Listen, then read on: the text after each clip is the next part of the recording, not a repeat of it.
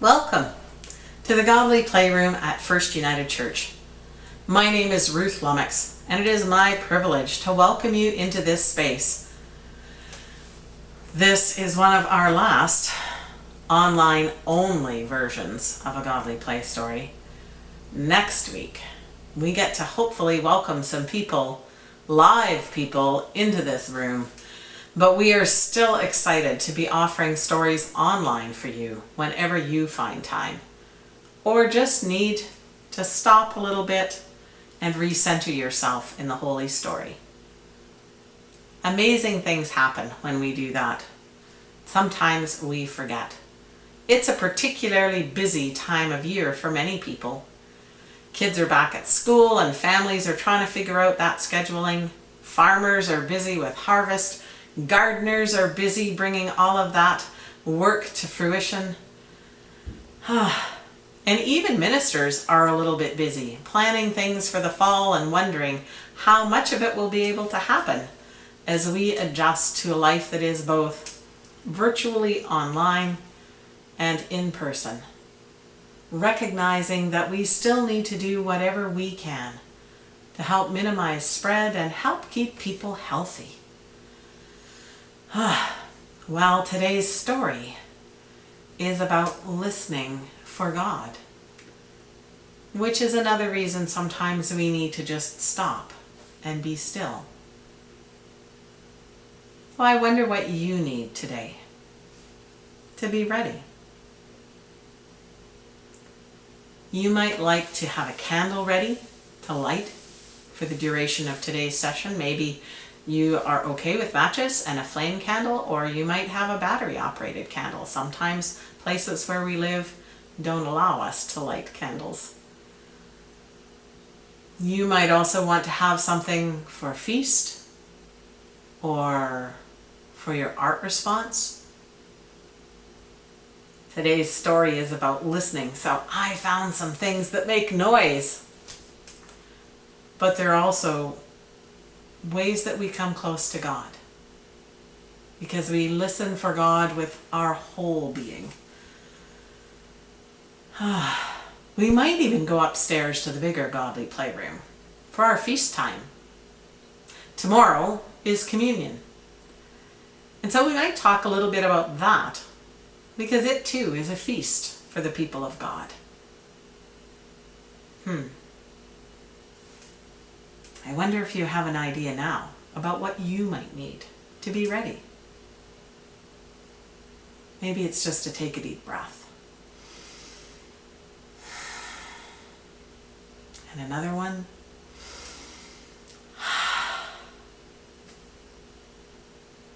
And whenever you're ready, welcome to the Godly Playroom.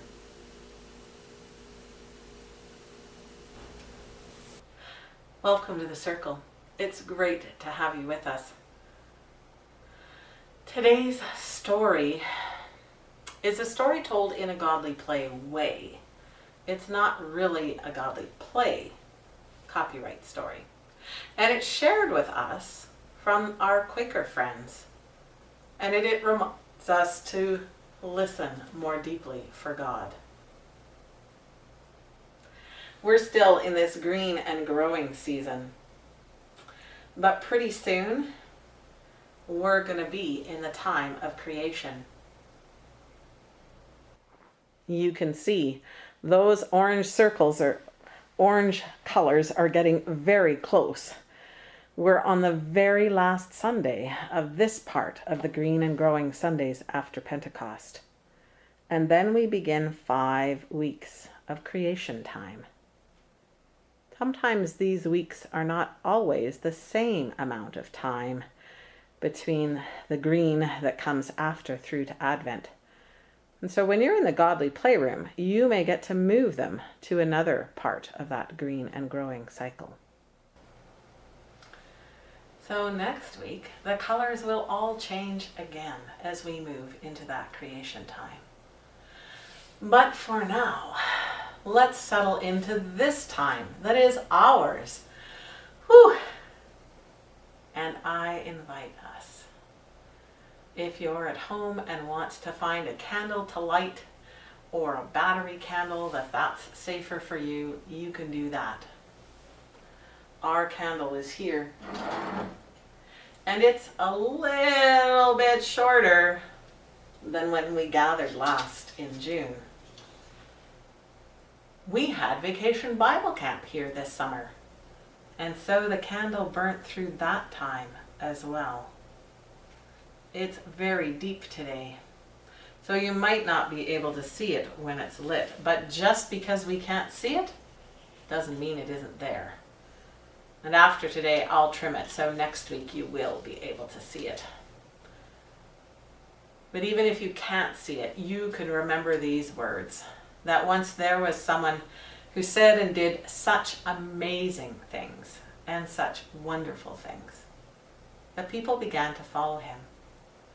And the more they followed him, the more they wondered who he was. And so one time they just had to ask, who are you? That's a question people are going to be asking as you go back to school and you meet new teachers and you meet new friends. There will be all kinds of questions about who are you and different ways that you might answer. But one time, when they asked this person that question, he said, I'm the light.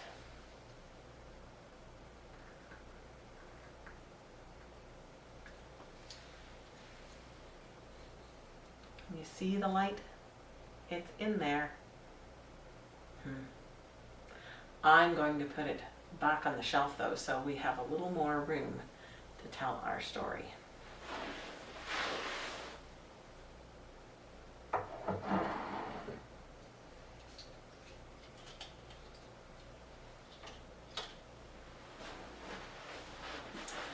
It's kind of nice to still be in shorts at this time of year. It is a beautiful long weekend weather-wise. And a kind of a last chance, to just enjoy before the new routines begin again. I hope you enjoy our time together today. You could let me know. You can check this out. It'll be on our Facebook page and on our YouTube channel, First United Wetaskiwin.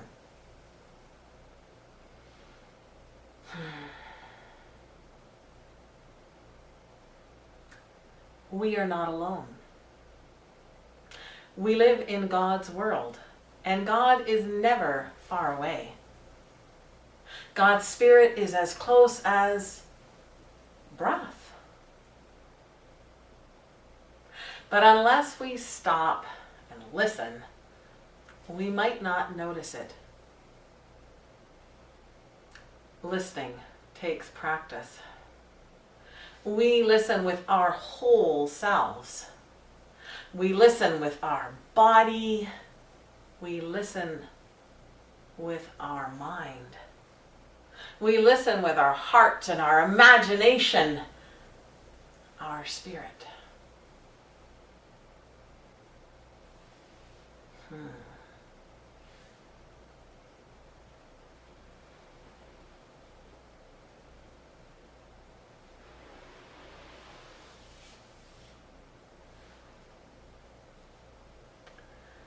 Sometimes God comes so close to us, and we come so close to God, that we know God deep within ourselves, in that place sometimes we call the heart, where God is at home in us, and we are home in God.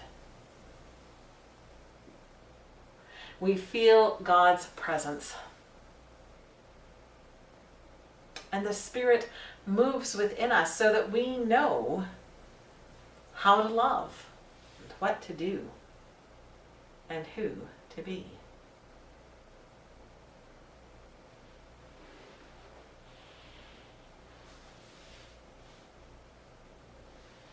Sometimes God comes to us in another person.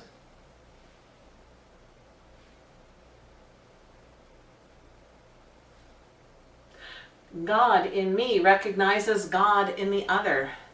Heart touches heart. And we are moved to say, welcome, God. And the Spirit helps us know how to love, what to do, and who to be. Listening takes practice.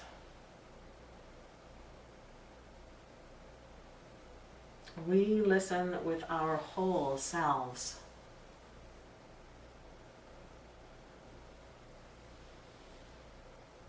Sometimes God comes to us through the gifts of creation.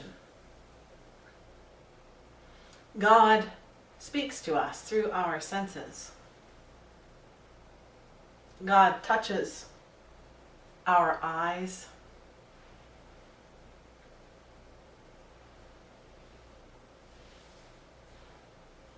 our ears,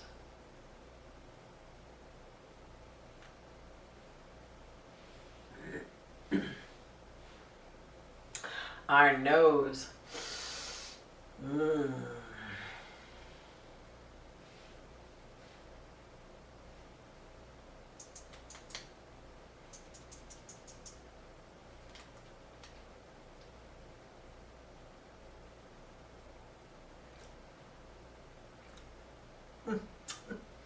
Our tongue.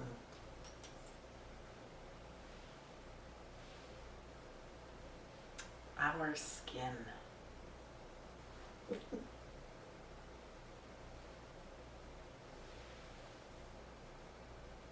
When we notice God in the world around us, we know God's presence, and we might be moved to respond, "Here I am, God." And the Spirit helps us know how to love, what to do, and who to be. We listen with our whole selves, but listening takes practice.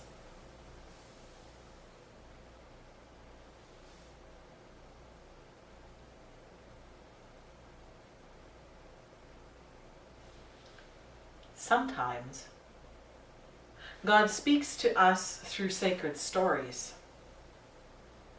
God at work in the words of others works in us, and we know God's presence.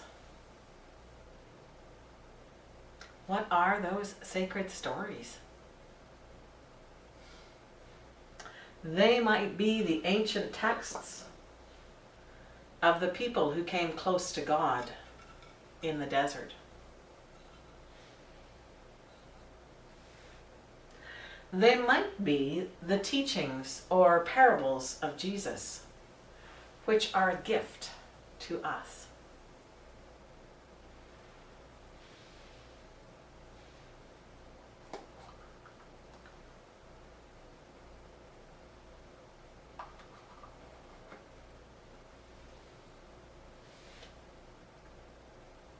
They might be the stories of other people of faith in any time and place who have come close to God and who live by faith and love.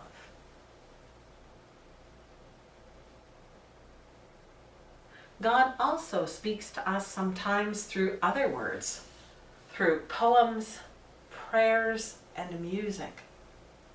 The Spirit in those words, at work in those words, helps us to know God's presence. And we become more open to receive that gift.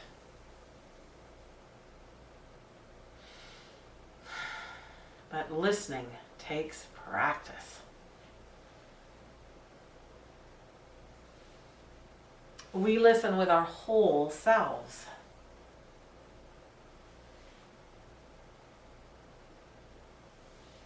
Sometimes God comes to us when we gather.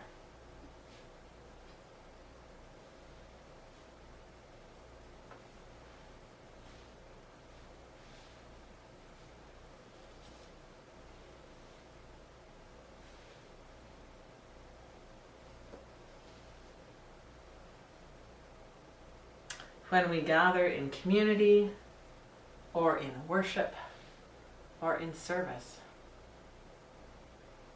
God touches our hearts. And heart connects to heart. And we are open to recognizing God in one another. And when we receive that gift of God's presence in community, we might also become God's presence to someone else. We can say, "Welcome, God," and "Here I am, God." And we can become a part of God's eyes and ears and hands and feet in the world.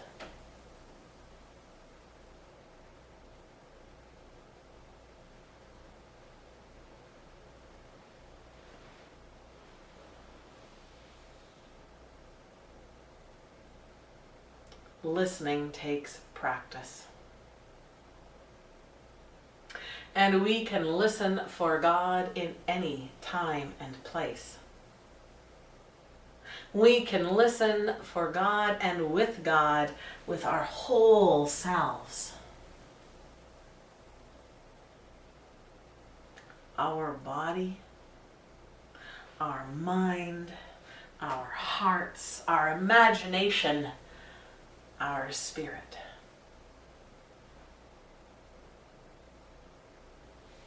And whenever we do, the Spirit shows us how to love and what to do and who to be.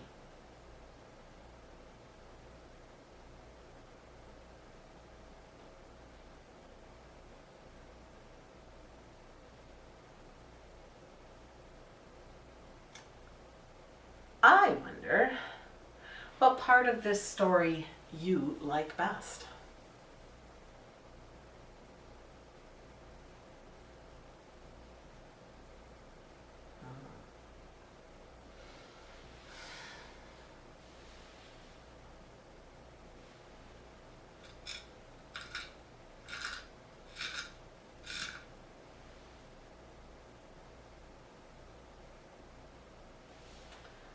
I wonder what part of this story is most important.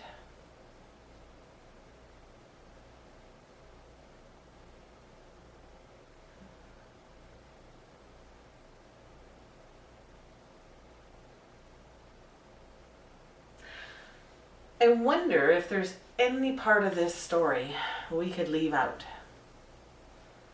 and still have all the story that we need.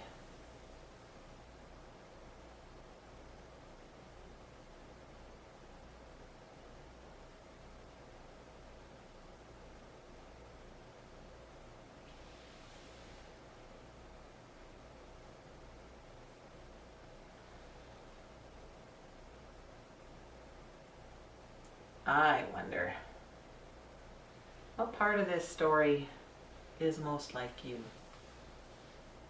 or where you are in this story.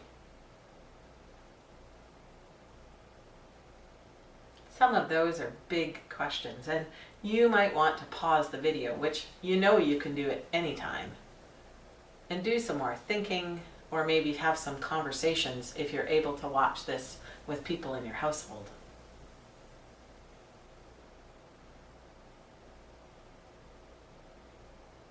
And whenever you're ready, we'll start to put this story away. And you might want to think about what you want to get to do for your work. I have a few things here to share with you.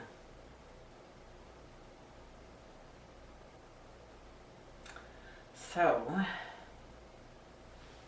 there's that imagination piece about how we can listen for God in any time and place. I wonder where you listen best for God. I wonder where you've heard God recently.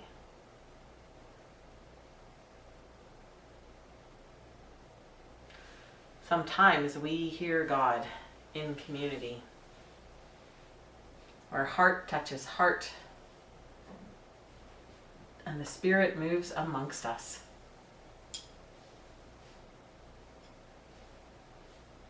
We remember, those flames of the Spirit.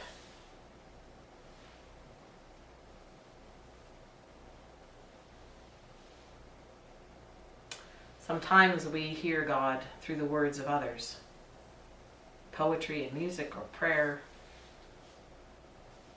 and the parables and the teachings of Jesus, which are a gift. And even in some words that are so ancient, they were written in other languages or told like we tell stories in a circle around a campfire.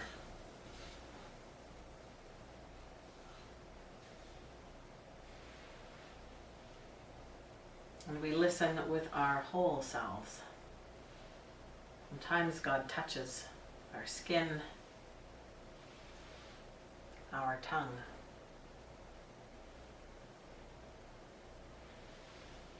our nose, our ears.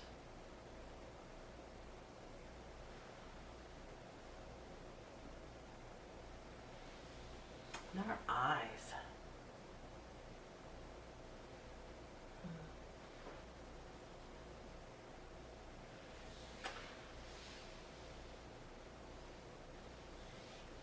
And God often comes to us in other people. And sometimes just when we are still. Or going about doing other things. And God speaks to us.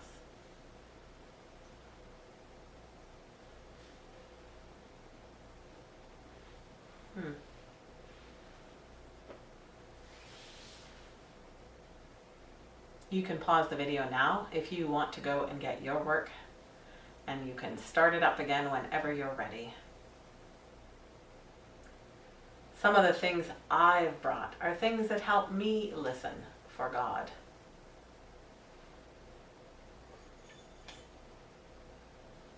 This is a Tibetan singing bowl, and the people of Tibet use them when they begin their prayers or as a reminder of the presence of the holy.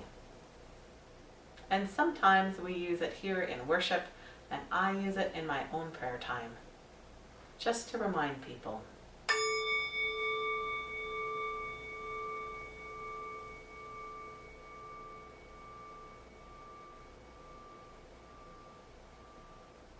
To listen. Can you still hear it?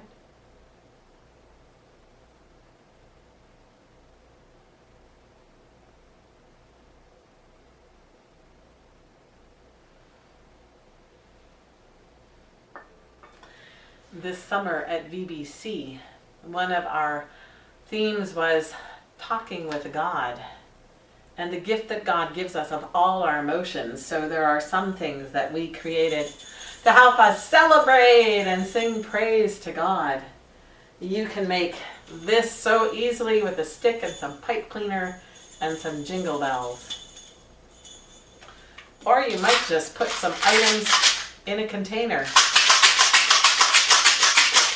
You can make all different kinds of sounds with shakers. We also made some drums. Depending on what you use for your materials, you can change the sound of your drum.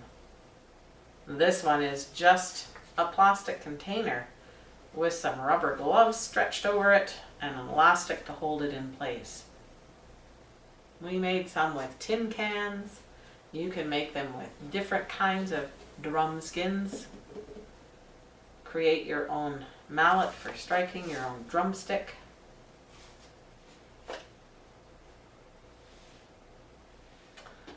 One of the favorite things in this room is the sound that sand makes when we crunch our way through it in the desert box.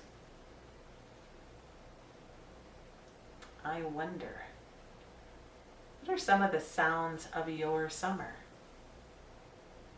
Did you get to walk in some sand? Maybe splash in some water? Maybe you listen to the sound of raindrops falling. Or the sound of the wind rattling the windows and squeaking in the tree branches. So many ways God has of speaking to us. Sometimes even in those fun, silly sounds. Like that of a shaving cream can, or air and moisture under pressure. You can use shaving cream and food coloring if you want to do some fun finger painting.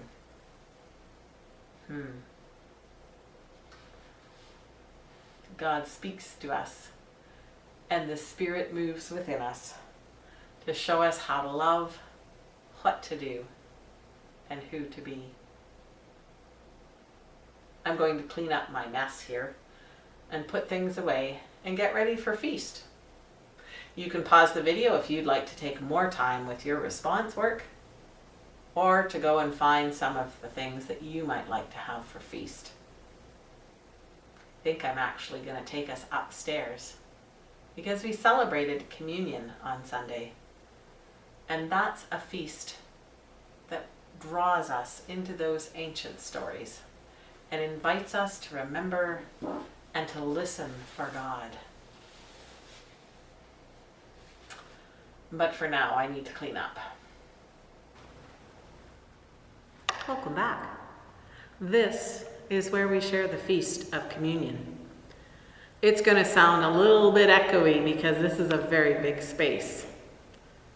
But we gather at this table to remember and to give thanks for the life of Jesus, for his life, his death on the cross, but mostly for the resurrection, that promise that no matter what happens to us in life, in death, in life beyond death, God is with us.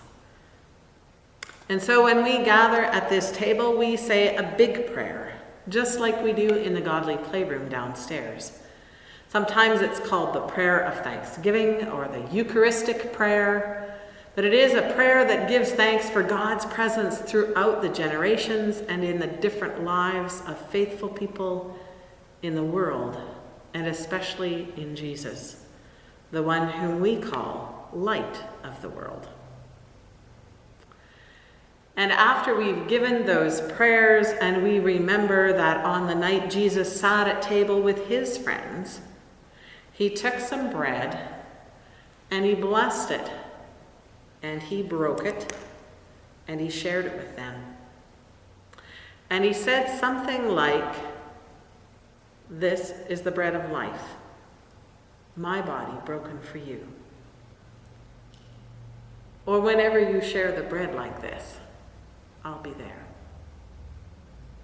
And in the same way, he took a cup of the fruit of the vine. And after he gave thanks, he poured it out. And he shared it with them. And he said, whenever you share the cup like this, I'll be there. Or something like, this is the cup of the covenant made with my life. Drink from it in remembrance of me and for the forgiveness of sins. Sharing communion this past year has been very challenging. Many of us have been worshiping online, and so we bring our own elements to this virtual table. We do our best to ensure that people are welcome and included at this table. Not everybody feels comfortable being here. Sometimes it's about how we feel about ourselves, or we don't think we know enough about God or about Jesus. But in the United Church of Canada, we believe that this table is part of how we learn, and that at family meals, when the stories are shared and people gather, life is enhanced and God is present. So we've chosen to just use grape juice instead of wine, which means people that struggle with alcohol addictions are welcome at this table without fear of triggering their addiction. We've experimented to a certain extent with gluten-free and dairy-free bread so that people who have food allergies or reactions to gluten can also be at this feast and know that they are safe. Sometimes people come forward and they take a piece of bread and they dip it in the cup. That's called intinction. But with all the restrictions and the need to be extra careful for people's safety, we had people remain seated where they were. And 2 servers who were masked and vaccinated and had gloves on took little glasses and a single rice cracker to each person in turn, so that we only ever had 1 or maybe 2 people with their mask off at any time, and only for the time it took them to share the feast. Sometimes it's hard to be joyful at this feast when there are so many things to think about. But even there, in our wishing things were different, in our struggling to understand, God is. And so we take time to listen, to give thanks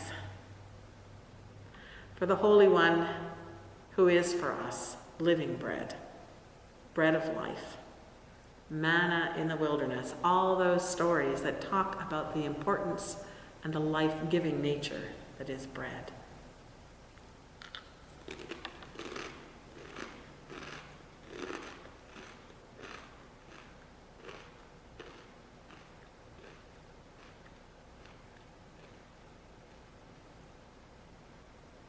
And we remember the love of God poured out through us in the life and the death and the resurrection of Jesus Christ,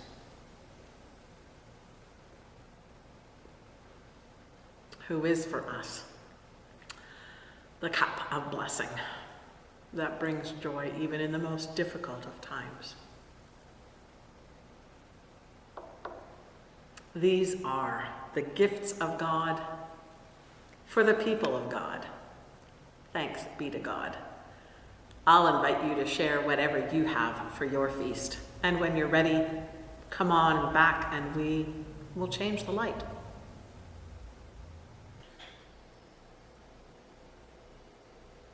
And before we know it, we've come to the end of our time. I hope you found some time today or in this coming week to listen with God. It's always worth it, but it does take practice. There are so many noises going on around us all the time. So watch what happens when I change the light, so that it isn't just in this one place, but it can be in many places. Watch. Some people miss this part.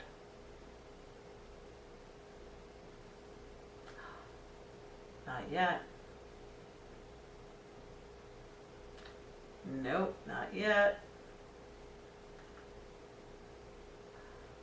There. Oh. It is time to trim the candle.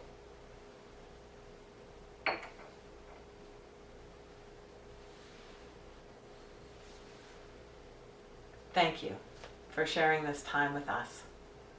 May you come close to the holy. Stay safe, be well, and look after one another. Until we meet again.